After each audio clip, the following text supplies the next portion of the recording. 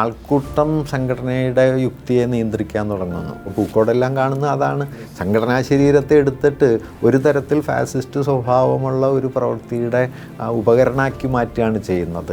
അതിന് സംഘടനയെ ഉപയോഗപ്പെടുത്താൻ പറ്റുന്നത് സംഘടനയ്ക്കുള്ളിൽ ഇതിൻ്റെ രാഷ്ട്രീയ ഉള്ളടക്കം നഷ്ടപ്പെടുന്നു എന്നതുകൊണ്ടാണ്. വളരെ മാരകമായ നിലയിലുള്ള ഒരു ആൾക്കൂട്ട വിചാരണ തന്നെയാണ് അവിടെ നടന്നതെന്നാണ് മനസ്സിലാകുന്നത്. ഒരു നിലയ്ക്കും വച്ചുപൊറുപ്പിക്കാൻ പാടില്ലാത്ത ഒരു സംഗതിയായിട്ടാണ് അത് കാണേണ്ടത്. ഒരു സംഘടനാ സംവിധാനത്തിൻ്റെ പ്രധാനപ്പെട്ട ആളുകൾ തന്നെ അതിൽ ഉൾപ്പെടുന്നു എന്ന് വരുന്നത് ഒരു നിലയിലും അംഗീകരിക്കാൻ പറ്റുന്നതല്ല, എല്ലാ നിലയിലും എതിർക്കപ്പെടേണ്ടതാണ്. കേരളത്തെ സംബന്ധിച്ചും വിദ്യാർത്ഥി രാഷ്ട്രീയത്തെ സംബന്ധിച്ചും വിദ്യാർത്ഥി പ്രസ്ഥാനങ്ങളെ സംബന്ധിച്ചും ഒക്കെ അങ്ങേയറ്റം അപമാനകരമായ, ഒരു നിലയ്ക്കും അംഗീകരിക്കാൻ പറ്റാത്തൊരു കാര്യമായിട്ട് ഇത് മാറിത്തീർന്നു എന്നാണ് ഞാൻ കരുതുന്നത്. ക്യാമ്പസ് രാഷ്ട്രീയമാണ് ഈ മുഴുവൻ അക്രമങ്ങൾക്കും കാരണമാകുന്നത്, സൊസൈറ്റിയെ ഭയങ്കര പുറകോട്ട് വലിക്കുന്നു എന്നുള്ള അർത്ഥത്തിലേക്കുള്ള ഒരു ചർച്ച ഭയങ്കരമായിട്ട് ഡെവലപ്പ് ചെയ്ത് വരുന്നുണ്ട്. ക്യാമ്പസ് രാഷ്ട്രീയം ഇല്ലാത്ത സ്ഥലങ്ങളിൽ വാസ്തവത്തിൽ കടന്നു വരുന്നത് വളരെ വളരെ അപകടകരമായ മതതീവ്രതയുടെയും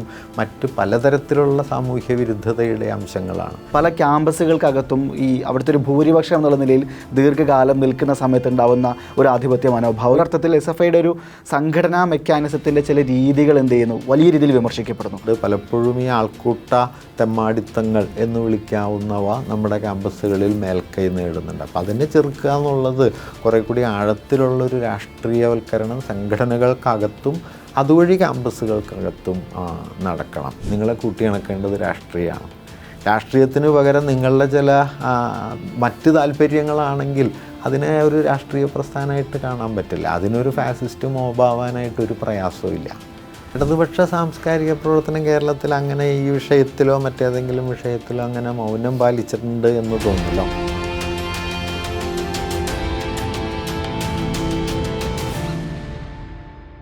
സാംസ്കാരിക വിമർശകനും എഴുത്തുകാരനും പ്രഭാഷകനുമായ സുനിൽ പി ഇളയിടമാണ് നമുക്കൊപ്പം ചേരുന്നത്. പക്ഷേ സ്വാഗതം. നമസ്കാരം. ഇപ്പോൾ ഈ പൂക്കോട് വെറ്റിനറി സർവകലാശാലയിലെ വിദ്യാർത്ഥി സിദ്ധാർത്ഥിൻ്റെ മരണം അക്ഷരാർത്ഥത്തിൽ കേരളത്തെ ആകെ ഒരു ഞെട്ടിച്ച സംഭവമാണ്. ഒരു വിദ്യാർത്ഥി അവൻ്റെ കലാലയത്തിൽ സഹപാഠികൾക്ക് മുന്നിൽ വെച്ച് ഒരു ആൾക്കൂട്ട വിചാരണയ്ക്ക് വിധേയനാകുന്നു. അതിനെ തുടർന്ന് ഭീകരമായ മർദ്ദനമേൽക്കേണ്ടി വരുന്നു. തുടർന്നുള്ള ദിവസങ്ങളിൽ ആളുടെ മരണം സംഭവിക്കുന്നു. ഇത്തരത്തിലൊരു വളരെ നമ്മളെയൊക്കെ ആകെ മനസ്സുലയ്ക്കുന്ന അർത്ഥത്തിലേക്കുള്ളൊരു സംഭവം നമ്മുടെ ഒരു ക്യാമ്പസിൽ നടക്കുന്നു. അതിനകത്ത് ഏറ്റവും കൂടുതൽ ശ്രദ്ധിക്കപ്പെട്ട ഒരു കാര്യം, അതിനകത്തൊരു കുറ്റകരമായ പ്രതിസ്ഥാനത്തുണ്ടായത് കേരളത്തിലെ ഏറ്റവും പ്രധാനപ്പെട്ടൊരു വിദ്യാർത്ഥി സംഘടനയുടെ ഭാരവാഹികൾ തന്നെയാണ്. അതുമാത്രമല്ല ആ ക്യാമ്പസിലെ വിദ്യാർത്ഥികളിൽ ഈ മരണപ്പെട്ട ആളുടെ സഹപാഠികളിൽ പലരും ഈ സംഭവത്തിന് സാക്ഷിയായിരുന്നു. അവർക്കൊക്കെ ഒരർത്ഥത്തിൽ മൗനമായി അത് കണ്ടു നിൽക്കേണ്ട ഒരു സാഹചര്യം ഉണ്ടായി. മൊത്തത്തിൽ നമ്മളെല്ലാ കാലത്തും കരുതിക്കൊണ്ടിരുന്ന ഒരു കാര്യം, സമൂഹത്തിലൊരു അനീതി നടന്നു കഴിഞ്ഞാൽ ആദ്യം പ്രതികരിക്കുന്നത് നമ്മുടെ ക്യാമ്പസുകളിൽ നിന്നായിരിക്കും എന്നാണ് എല്ലാ കാലത്തെയും ഒരു കാഴ്ചപ്പാട്. പക്ഷേ അതിൽ നിന്ന് വിപരീതമായി ഒരു ക്യാമ്പസിനകത്ത് തന്നെ ഇത്രയും ക്രൂരമായ ഒരു ചാപ്റ്റർ അരങ്ങേറുന്നൊരു അവസ്ഥയിലേക്ക് നമ്മുടെ ക്യാമ്പസുകളും വിദ്യാർത്ഥി സംഘടനകളും മാറിക്കൊണ്ടിരിക്കുന്ന ഒരു സാഹചര്യം കൂടുതൽ ചർച്ച ചെയ്യപ്പെടുന്നുണ്ട്. ഈ വിഷയത്തെ കുറേ കാലങ്ങളായിട്ട് ക്യാമ്പസുമായി നേരിട്ട് ഇടപെടുന്ന ഒരാളെന്നുള്ള നിലയിൽ മാഷ് എങ്ങനെയാണ് അതിനെ മനസ്സിലാക്കിയിട്ടുള്ളത്? കേരളത്തിൻ്റെ സാമൂഹ്യ മനസാക്ഷിയെയും ഒപ്പം തന്നെ കേരളത്തിലെ വിദ്യാർത്ഥി രാഷ്ട്രീയത്തെയും ഒക്കെ സമ്പൂർണമായി തകർത്ത് കളയുന്ന ഒരു സംഭവമായിരുന്നു അത്. ഒരു നിലയ്ക്കും ഉണ്ടാകാൻ പാടില്ലാത്ത അങ്ങേറ്റം കുറ്റകരമായ ഒരു സംഭവമായിട്ട് അതിനെ കാണാൻ പറ്റും. എനിക്ക് തോന്നുന്നത് കേരളത്തിലെല്ലാവരും തന്നെ ആ ഒരു നിലപാട് സ്വീകരിക്കുകയും അതിനെതിരെ തള്ളിപ്പറയുകയും ചെയ്തിട്ടുണ്ട്. ഇപ്പോൾ ഒരു ക്യാമ്പസിനകത്ത് ഒരാൾക്കൂട്ട വിചാരണ അരങ്ങേറുക, അതിൻ്റെ നേതൃത്വത്തിൽ ആ ക്യാമ്പസിലെ വിദ്യാർത്ഥികൾ തന്നെ നിലകൊള്ളുക, അതിനെ അത്തരത്തിലുള്ള അതിക്രമങ്ങളെ ചെറുക്കാൻ പ്രാഥമികമായി ഉത്തരവാദപ്പെട്ട വിദ്യാർത്ഥി പ്രസ്ഥാനത്തിൻ്റെ SFIയുടെ തന്നെ പ്രവർത്തകർ അതിൻ്റെ മുൻനിരയിലുണ്ടാവുക, അങ്ങനെ ഏത് നിലയിൽ പരിശോധിച്ചാലും മാരകമായ ഒരു കുറ്റകൃത്യമായിട്ടാണ് നമുക്കതിനെ കാണാൻ പറ്റും. ഇപ്പം നമ്മൾ ഉത്തരേന്ത്യയിലോ മറ്റോ അരങ്ങേറുന്ന ആൾക്കൂട്ട വിചാരണകളെക്കുറിച്ചും മോബ് ലിഞ്ചിങ്ങിനെക്കുറിച്ചും ഒക്കെ ധാരാളമായിട്ട് വായിക്കുകയും അതിനോടെല്ലാം രോഷാകുലരാവുകയും ചെയ്തിട്ടുണ്ട്. അതിനൊക്കെ സമാനമെന്ന് തോന്നാവുന്ന നിലയിലാണ് അവിടെ നിന്ന് വന്ന വിവരങ്ങൾ നമുക്ക് ഈ കാര്യങ്ങളെക്കുറിച്ചൊരു ബോധ്യം തരുന്നത്. പല വിവരങ്ങൾ പതിയാണ് പുറത്തു വന്നതെങ്കിലും എല്ലാം കൂടി ചേർത്ത് വയ്ക്കുമ്പോൾ വളരെ മാരകമായ നിലയിലുള്ള ഒരു ആൾക്കൂട്ട വിചാരണ തന്നെയാണ് അവിടെ നടന്നതെന്നാണ് മനസ്സിലാകുന്നത്. ഒരു നിലയ്ക്കും വച്ചു പൊറുപ്പിക്കാൻ പാടില്ലാത്ത ഒരു സംഗതിയായിട്ടാണ് അത് കാണേണ്ടത്. ഈ എന്തുകൊണ്ട് ക്യാമ്പസുകൾ ഇങ്ങനെ ആകുന്നു എന്നത് വളരെ പ്രധാനപ്പെട്ട ഒരു ചോദ്യമാണ്.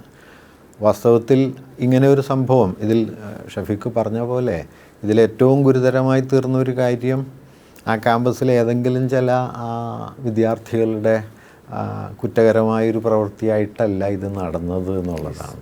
ഏതാണ്ട് ആ ക്യാമ്പസ് മുഴുവൻ ഉൾപ്പെടുന്ന മട്ടിലുള്ള ഒരു പ്രവൃത്തിയായിട്ട് മാറി. അങ്ങനെ നോക്കിയാൽ അത് ഒരു ഒട്ടുമേ ലഘുവായ ഒരു കാര്യമല്ല. കാരണം ഒറ്റതിരിഞ്ഞ ആളുകളുടെ അക്രമ പ്രവർത്തനങ്ങൾ ക്യാമ്പസുകളിൽ എല്ലാ കാലത്തും ഏറിയും കുറഞ്ഞും സമൂഹത്തിലൊക്കെ നടക്കാറുണ്ട്. അതിനെ പല നിലയ്ക്ക് സമൂഹം ചെറുക്കുകയും ചെയ്യും. ഇതങ്ങനെയല്ല. ഇത് ആ ക്യാമ്പസിൽ ഒന്നുകിൽ നിസ്സഹായരായി തീർന്നതുകൊണ്ടാകാം, അല്ലെങ്കിൽ വലിയൊരു പങ്ക് ഇതിനോടൊപ്പം ചേർന്നതുകൊണ്ടാവാം. ഏത് നിലയിലായാലും വളരെ മാരകമായ ഒരു രീതിയിലാണ് ഈ ആൾക്കൂട്ട വിചാരണ അവിടെ അരങ്ങേറിയത്.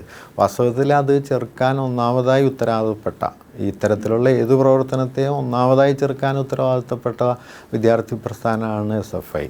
അവരുടെ നേതാക്കൾ തന്നെ, അതിലിപ്പോൾ കുറച്ച് പേരെ ഉണ്ടായിരുന്നുള്ളൂ എന്നത് പറയുന്നുണ്ട്, 3-4 പേരാണ് ഉണ്ടായിരുന്നത് എന്ന് പറയുന്നു. പക്ഷേ അതൊരു ന്യായീകരണമാവുമെന്ന് എനിക്ക് തോന്നുന്നില്ല.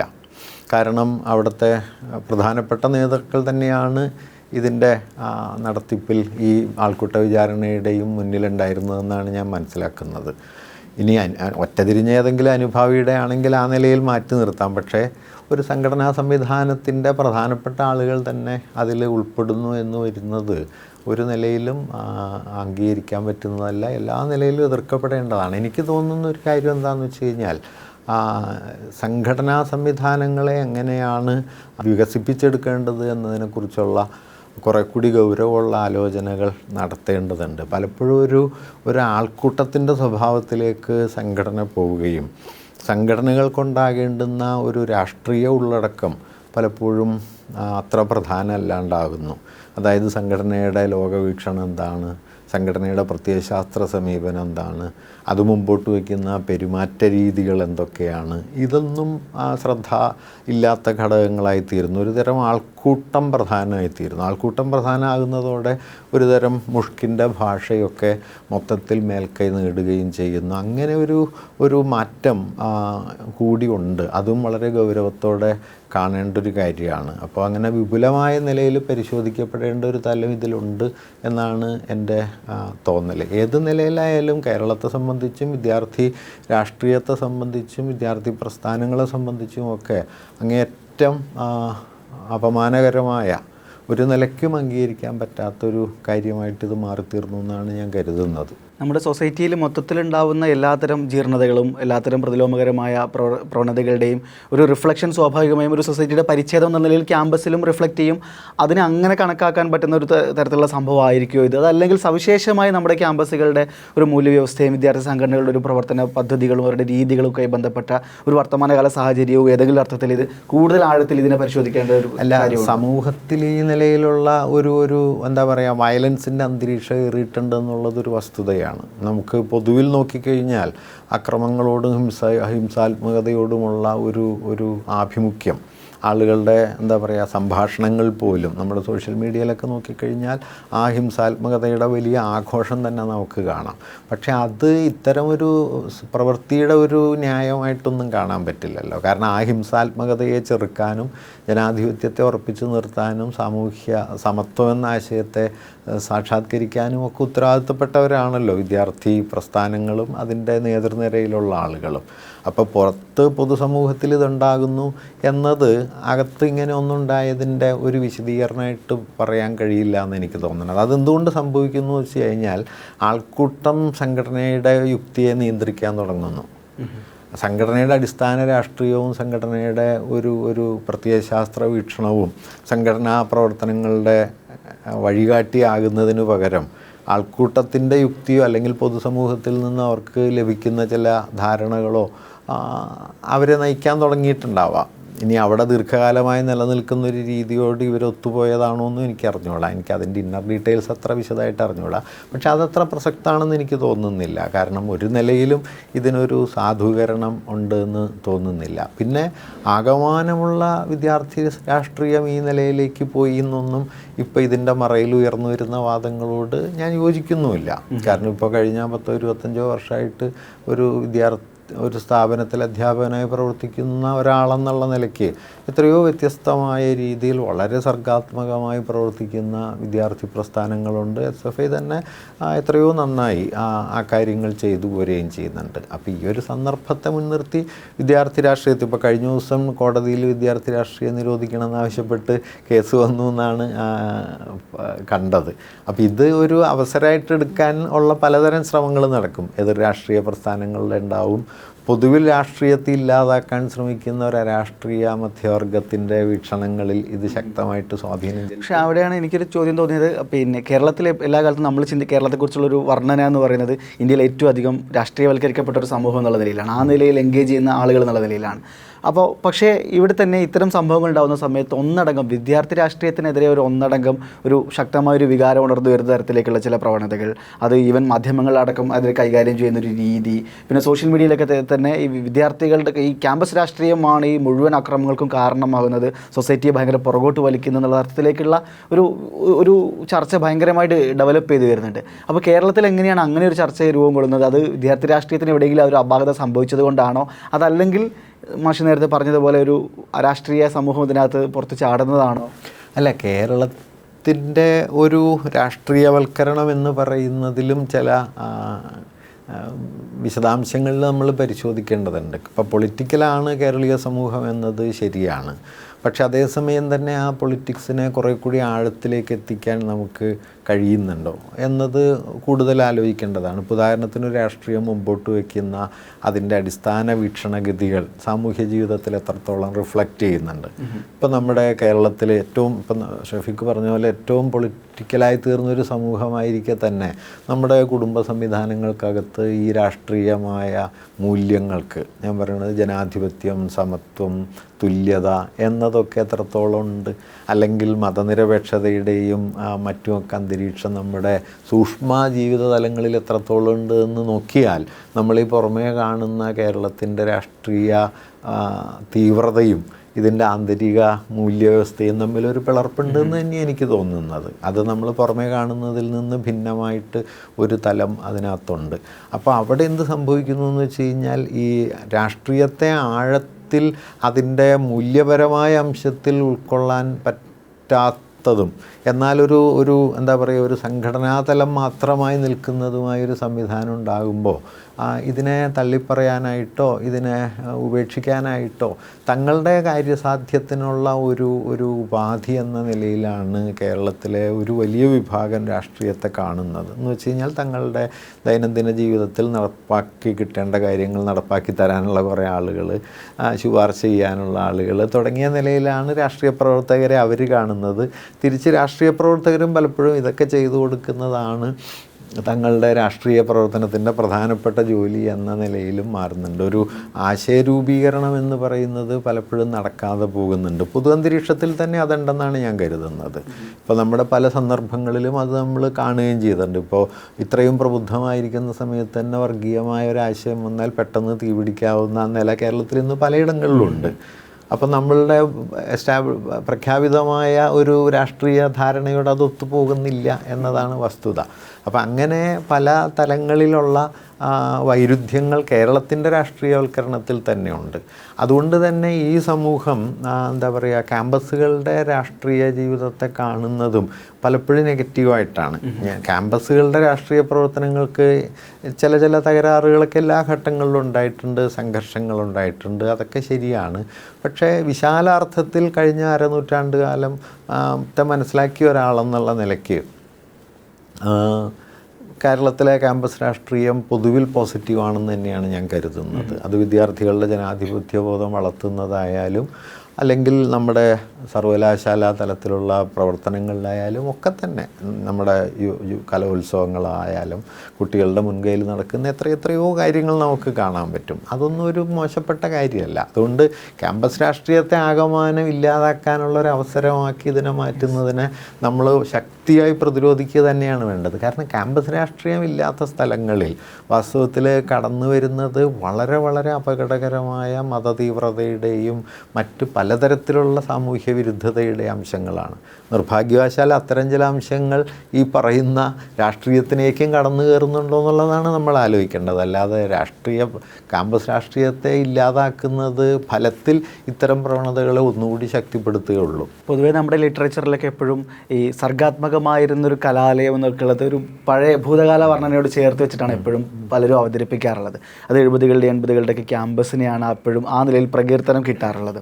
അത് ഒരു ക്യാമ്പസുകളിൽ ഒരു മൂല്യശോഷണം സംഭവിക്കുന്നു പലപ്പോഴും പലരുമായിട്ട് ഇങ്ങനെ വിലയിരുത്താറുണ്ട്. അപ്പോൾ മാഷിപ്പോൾ 80-കളുടെ അവസാനത്തിൽ ക്യാമ്പസിൽ പഠിച്ചു, പിന്നീടുള്ള ഒരു 3 പതിറ്റാണ്ടുകളോളം കാലം ഈ അധ്യാപന ജീവിതത്തിൻ്റെ ഭാഗമായിട്ട് എപ്പോഴും ക്യാമ്പസുമായിട്ട് നേരിട്ട് ഇടപെടുന്ന ഒരാളാണ്. അപ്പോൾ ഈ ക്യാമ്പസുകളുടെ ഈ വ്യത്യസ്ത പതിറ്റാണ്ടുകളുടെ ഈ ഒരു ട്രാൻസ്ഫോർമേഷനെ ആ നിലയിൽ എങ്ങനെയാണ് ഒബ്സർവ് ചെയ്തിട്ടുള്ളത്? അല്ല, ഞാനൊരു ഭൂതകാലം മാത്രമാണ് ക്യാമ്പസ് രാഷ്ട്രീയത്തിൻ്റെ സർഗാത്മക കാലം എന്നൊന്നും ഞാൻ കരുതുന്നില്ല. ഞങ്ങൾ ഒന്ന് 80-കളുടെ അവസാനം ഞങ്ങൾ ക്യാമ്പസിൽ പ്രവർത്തിക്കുന്ന സമയത്ത് ഉണ്ടായിരുന്ന ലോകാന്തരീക്ഷമേ അല്ല ഇപ്പോൾ.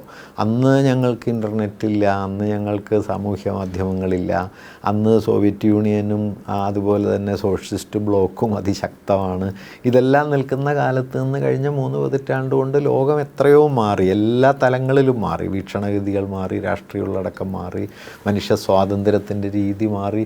അതുകൊണ്ട് അന്നത്തെ കാലത്ത് ഇത് ശീലിച്ച ആളുകൾ അവരുടെ കാലത്തെ ഗൃഹാതുരതയോടെ നോക്കുന്നുണ്ടാവും. പക്ഷെ അതിനുശേഷം ഉണ്ടായതെല്ലാം മോശമാണെന്നോ കുട്ടികൾക്ക് സാമൂഹ്യ രാഷ്ട്രീയ ബോധ്യമില്ല എന്നോ ഒന്നും ഞാൻ കരുതുന്നില്ല വ്യക്തിപരമായി. ഇപ്പം എൻ്റെ സർവകലാശാലയിലൊക്കെ കഴിഞ്ഞ 10-25 വർഷത്തിനിടയിൽ അനുഭവത്തിൽ എത്രയോ പോസിറ്റീവായ, ഒരുപക്ഷെ അവിടുത്തെ അധ്യാപക സംഘടനകൾക്കോ ക്യാമ്പസിന് പൊതുവിലോ ചെയ്യാൻ കഴിയുന്നതിനേക്കാൾ മെച്ചപ്പെട്ട അക്കാദമിക പ്രവർത്തനങ്ങൾ വിദ്യാർത്ഥികൾ ഏറ്റെടുത്ത് ചെയ്യുന്നത് ഞാൻ കണ്ടിട്ടുണ്ട്. സർഗാത്മക പ്രവർത്തനങ്ങൾ ഏറ്റെടുത്ത് നടത്തുന്നതിന് ഞാൻ തന്നെ ഉദാഹരണം സാക്ഷിയാണ്. ചിലതിലൊക്കെ ഞാൻ നേരിട്ട് പങ്കെടുക്കുകയും ചെയ്തിട്ടുണ്ട്.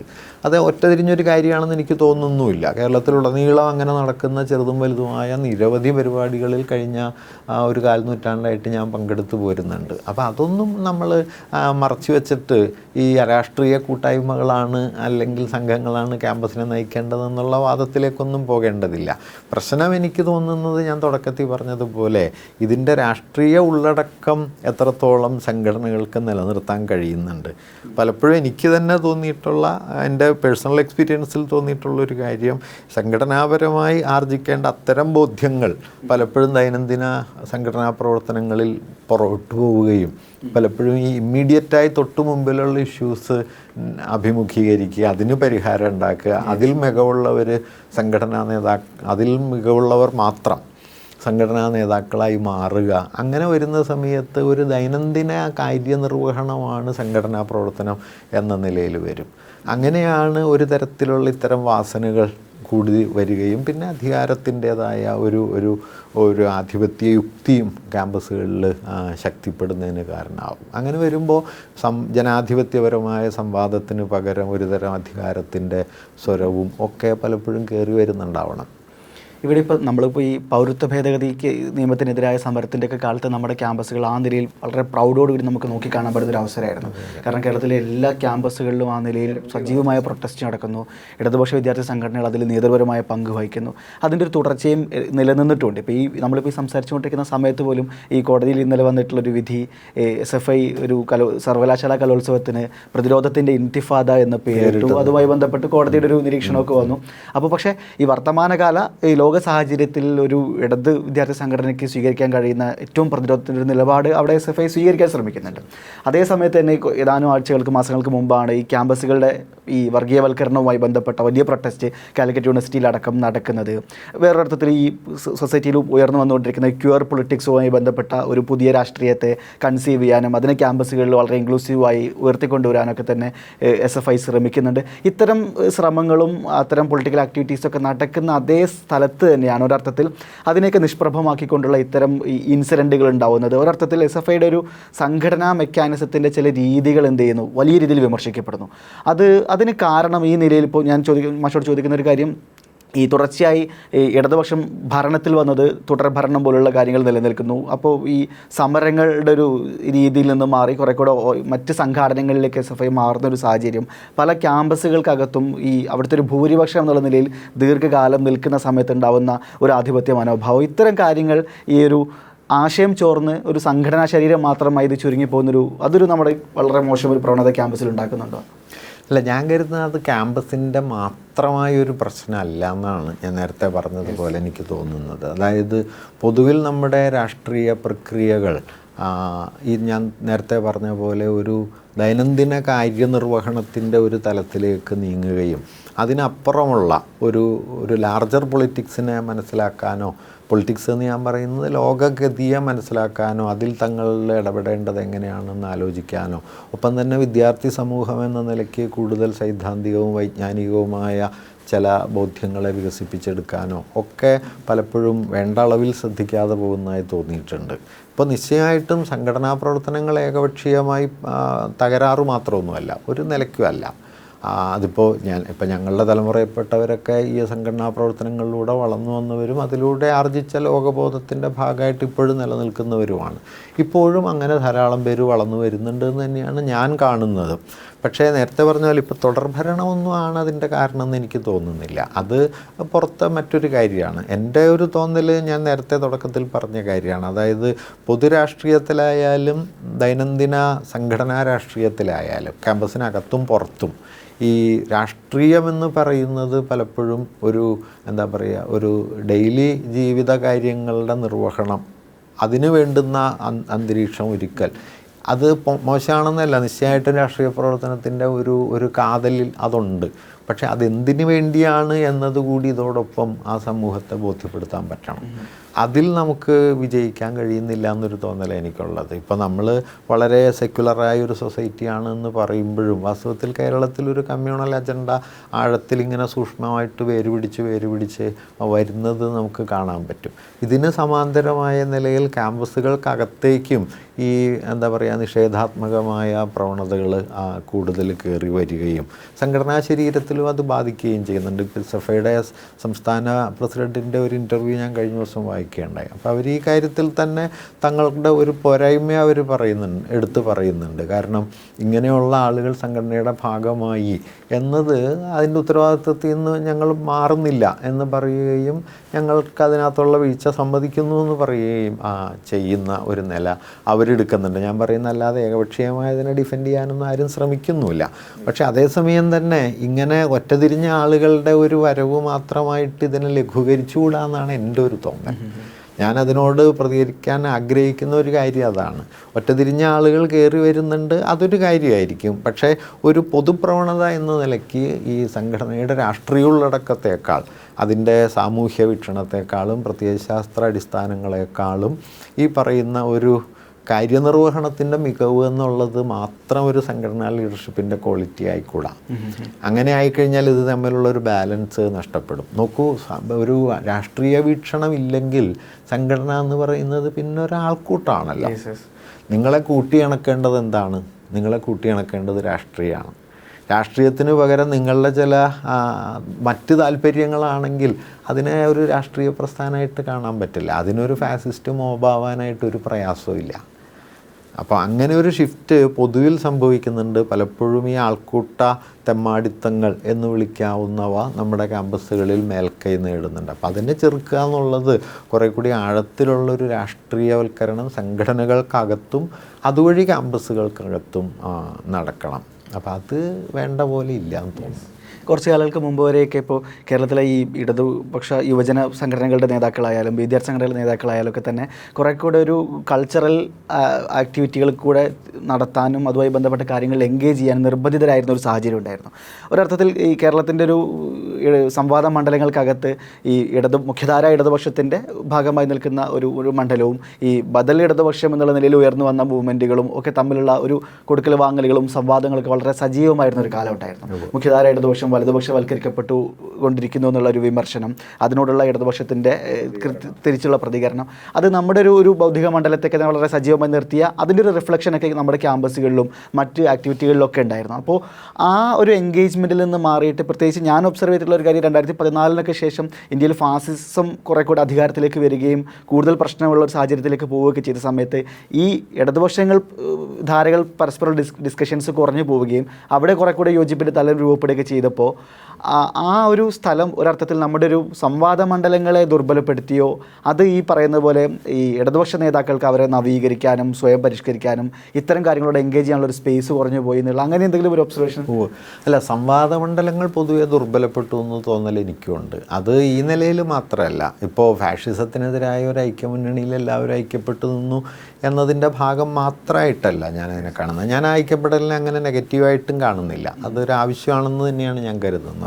അതായത് തങ്ങൾക്കിടയിലുള്ള ചെറിയ വ്യത്യാസങ്ങൾക്കപ്പുറം ഒരു ലാർജർ കോസിന് വേണ്ടി നിലകൊള്ളുമ്പോൾ സ്വാഭാവികമായിട്ട് അവരവരുടെ ബോധ്യങ്ങളിൽ ചില ഒത്തുതീർപ്പുകളൊക്കെ വേണ്ടി വരും.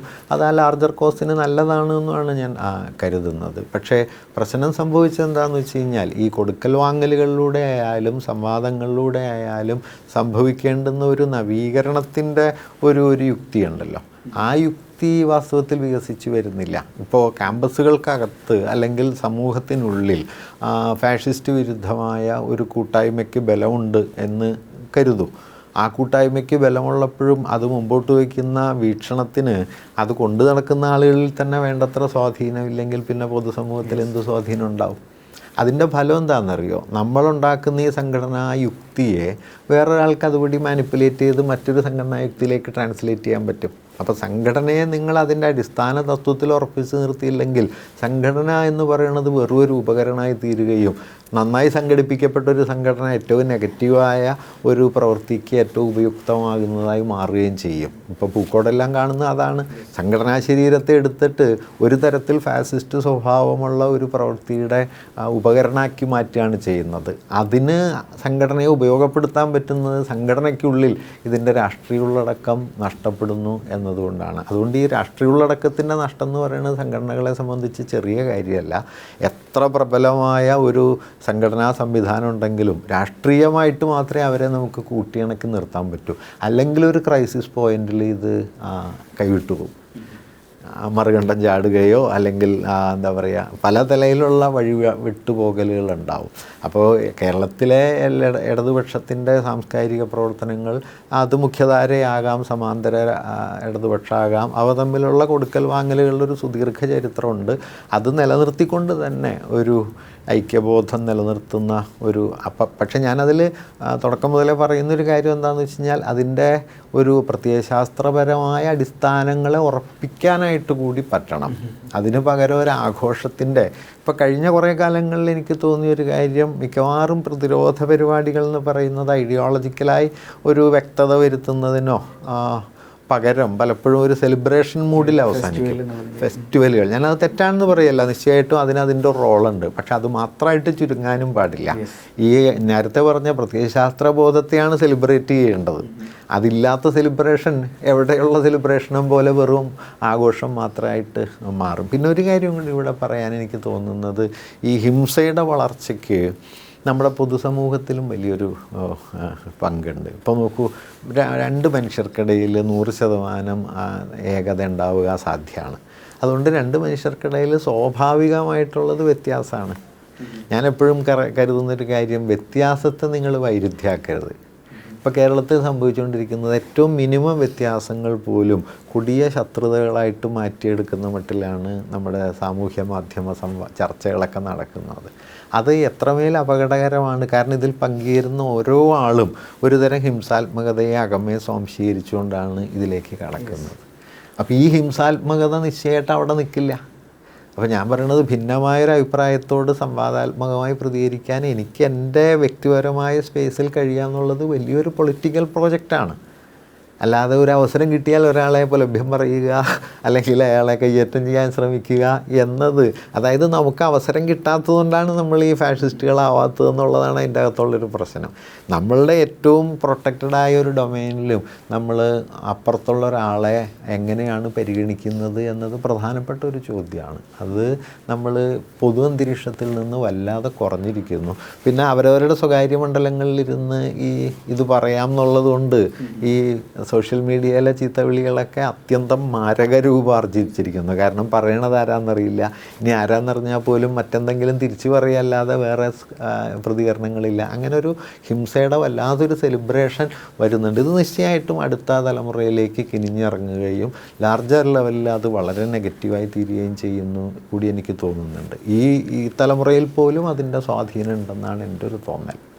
ഇടതുപക്ഷ സംഘടനകൾ വിമർശിക്കപ്പെടുന്ന ഇത്തരം വിവാദങ്ങൾ ഉണ്ടാകുന്ന സമയത്തെല്ലാം പൊതുവെ സൊസൈറ്റിയിൽ ഉയർന്നു വരുന്നൊരു കാര്യമാണ് ഈ ഇടത് ബുദ്ധിജീവികൾ എവിടെ എന്നുള്ള അർത്ഥത്തിലേക്കുള്ള ചില പരിഹാസങ്ങളും കാര്യങ്ങളൊക്കെ ഉയർന്നു വരാറുണ്ട്. അപ്പോൾ ഇടതുപക്ഷ സാംസ്കാരിക പ്രവർത്തനം നടത്തുന്ന ആളുകളെ ഇത്തരം വിഷയത്തിലേക്ക് കണക്ട് ചെയ്തുകൊണ്ടുള്ള ചർച്ചകൾ വരുന്നു, ഇവരുടെ മൗനം എന്നുള്ള നിലയിലുള്ള പ്രതികരണങ്ങൾ ഉണ്ടാവുന്നു.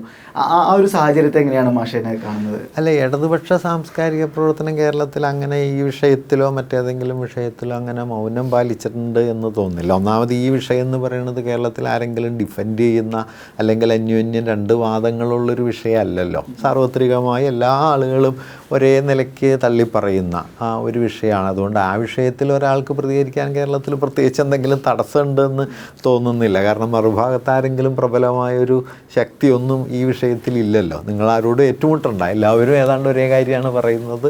അത് പല രൂപത്തിൽ പറയുന്നു എന്നത് മാത്രമല്ല ഇവിടെ സംഭവിക്കുന്നുള്ളൂ. അതുകൊണ്ട് ഈ വിഷയത്തിൽ ഞാൻ കരുതുന്നത് എന്താണെന്ന് വെച്ച് കഴിഞ്ഞാൽ പലപ്പോഴും ഈ എന്താ പറയുക, ഹിന്ദുത്വ രാഷ്ട്രീയത്തെ വിമർശിക്കുമ്പോൾ അവരുന്നയിക്കുന്നൊരു വാദമുണ്ടല്ലോ, നിങ്ങൾ പാകിസ്ഥാനിലേക്ക് പോകൂ എന്നതുപോലെ ഇടതുപക്ഷത്തിനെതിരായ ഒരു വിമർശനത്തിൻ്റെ മറ്റൊരു രൂപമായിട്ടാണ് ഈ ബുദ്ധിജീവികളുടെ മൗനം എന്നൊക്കെയുള്ള ആക്ഷേപം പലപ്പോഴും വരുന്നത്. പിന്നെ ഓരോരുത്തർക്കും പ്രതികരണത്തിന് ഓരോ രീതിയുണ്ടാകും. ഇപ്പോൾ ചില ആളുകൾ ഒരു ഇഷ്യൂ ഉണ്ടായാൽ ആ നിമിഷം തന്നെ പ്രതികരിക്കുന്ന സമ്പ്രദായമുള്ളവരുണ്ട്. അപ്പം തന്നെ FBയിൽ എഴുതുകയും പിന്നെ അത് എന്താ പറയുക, വസ്തുതാപരമായി തെറ്റാണെന്ന് പലപ്പോഴും തോന്നി തിരുത്തുകയൊക്കെ ചെയ്യുന്നത് കാണാറുണ്ട്. ഇപ്പം ഞാൻ വ്യക്തിപരമായിട്ട് അങ്ങനെ FBയിൽ എഴുതുന്ന ഒരാളല്ല ഒരു ഇഷ്യൂവിലും. കാരണം FBയിൽ എഴുതുന്നത് ഈ തർക്കങ്ങൾക്കപ്പുറത്തേക്ക് വിശദാംശങ്ങളിൽ ഒരു വ്യക്തത വരുത്താൻ പറ്റുന്നില്ല എന്നൊരു തോന്നലാണ് എനിക്ക്. അത് പലരുടെയും പ്രതികരണ രീതികൾ പലതായിരിക്കുന്നല്ലാതെ ഇതിലങ്ങനെ ആരെങ്കിലും ഒരു മൗനം പാലിച്ചു എന്നൊന്നും എനിക്ക് തോന്നുന്നൊന്നുമില്ല. അപ്പോൾ കഴിഞ്ഞ ദിവസം ഞാനിങ്ങനെ സച്ചി മാഷ്